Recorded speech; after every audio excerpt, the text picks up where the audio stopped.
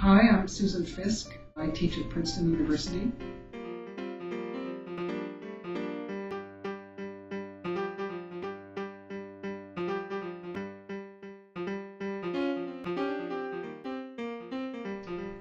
I've been a member of SPSSI all my professional life. I joined when I was a graduate student precisely because SPSSI represents to me the motivation to do research to try to make the world a better place. And I think a lot of social psychologists join the field precisely for that reason. And SPSSI has been going since the 30s, and its whole purpose is to do research that improves the world in some kind of way.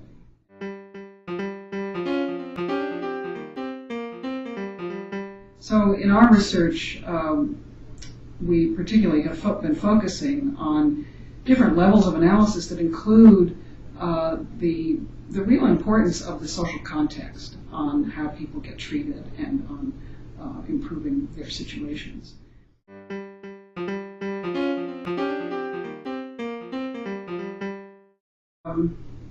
What we've been doing over the last 10 years is we've been focusing on stereotyping and prejudice and trying to understand the systematic principles that predict how different groups are viewed in society. It turns out that it's not that complicated in certain ways. It turns out that what people want to know about other people and other groups, say there's a new group of immigrants coming into the country, what people want to know is, first of all, whether they have good intentions or bad intentions. Are they with us or against us? And secondly, people want to know, do they have the competence to enact those intentions? So the first dimension is warmth, and the second dimension is competence. And it turns out that you get a nice sort of 2-by-2 arrangement of groups in society. And while it might seem like it's just a taxonomy, what's the purpose of dividing things up, it turns out to be very useful because it turns out that there are different kinds of prejudices in the world and different groups are subjected to different kinds of prejudices. And so if you know that they're not all the same, then you have a better handle on how to help overcome them. So for example, for most of the history of studying prejudice, and social psychologists have been at the forefront of that, I might say. For most of the history of studying prejudice, we've contrasted us, the good people, against them, the bad people. And we haven't looked at any groups where people are willing to say grudgingly, well, they're nice but they're stupid, or maybe they're smart but they're not nice. And those groups, those ambivalently perceived groups, are objects of prejudice too, but it's different kinds of prejudice. So along with my colleagues and students, we've been focused in particular on unpacking these different kinds of bias and seeing that, for example, toward the in-group, people feel pride.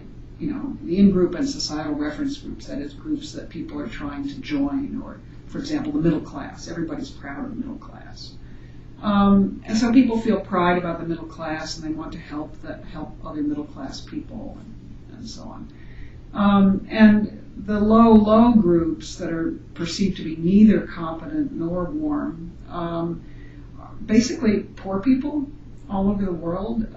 We're kind of chagrined to find out that the poor people are seen as having no redeeming features, and in particular, homeless people are dehumanized by other people.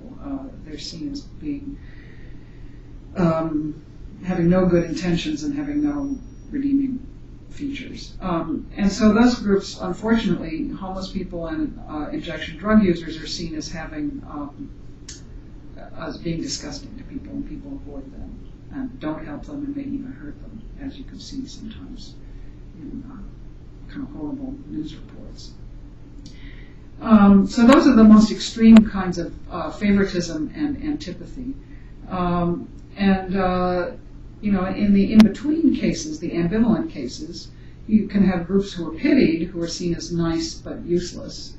And so, for example, old people are seen that way, people with disabilities are seen that way, and people have a sort of contradictory set of reactions to them. On the one hand, they want to help them, but it's a kind of paternalistic help, and they don't want to socialize with them, so they might institutionalize such people and neglect them socially, but they would be helped. And so people might say that you're not really biased toward old people or people with disabilities because you're helping them, but if you're not being inclusive socially, then you're also discriminating against them. And in the same way, groups that are viewed with envy are the groups that are seen as high status and competent, but they're not seen as us, and they're not seen as warm, and they might be seen as exploitative.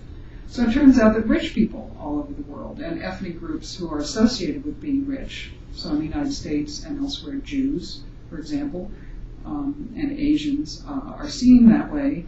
And so people resent them and envy them and say, well, they're competent, but they're cold.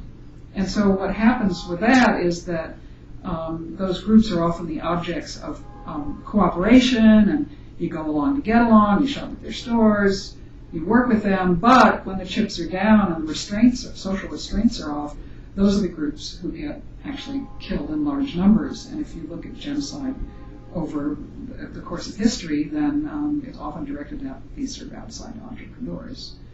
So, we've done a number of studies, we've done surveys, we've done brain imaging studies, and basically what we try to do is look at it from all angles.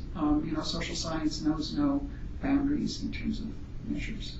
And SPSSI, I think, is a place where you can go and do scientific work to help the world, and there are really no limits on what kinds of methods you can use, whatever seems to address the problem the most effectively.